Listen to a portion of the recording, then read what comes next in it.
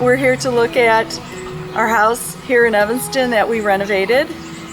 Originally was a 2-bedroom, 1-bath house, slab on grade ranch. Several of those were built around here after the Korean War as starter homes.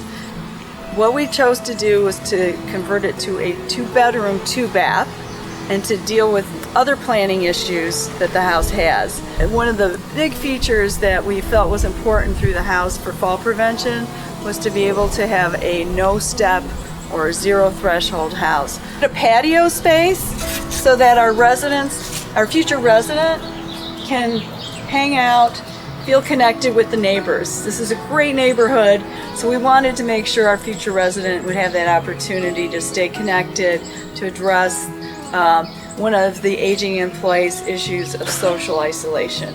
Let's talk about the entry. We really freed up the space, removing some of the structural elements here that were holding up this portico so that again we gain more accessibility. We have the front door, which has a large window. Makes the house feel open and friendly, not like a shut-in type of perception, but it also gives the resident a good sight line to who's arriving. So they're not as fearful. When they're on the other side, in a lot of other homes you might have a peephole, but we don't need to deal with that, which also is helpful if you have vision issues. Speaking of vision, we've got some great LED light here, so at night it really illuminates the space so you can find your keys when you're trying to navigate the door. We have a lever door handle, also very important for aging in place. You know, you can use your arm or your hand or your fingers on it. The doorbell. What's nice about this doorbell, it looks very ordinary and it's a very simple mechanism where we have back in the back bedroom, the doorbell rings back there through a duplex receptacle, so you really can address hearing issues even with simple things like the doorbell. Another feature are address numbers.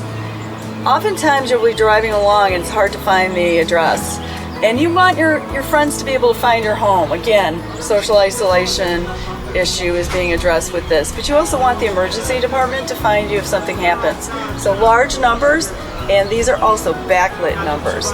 One of the other features of the door is that we have the wider door. But when you have a wheelchair or walker, you need to have space to be able to approach the door and pull it open. And so we did some reconfiguration here to allow for that space to be able to approach the door and pull it open and then walk through it.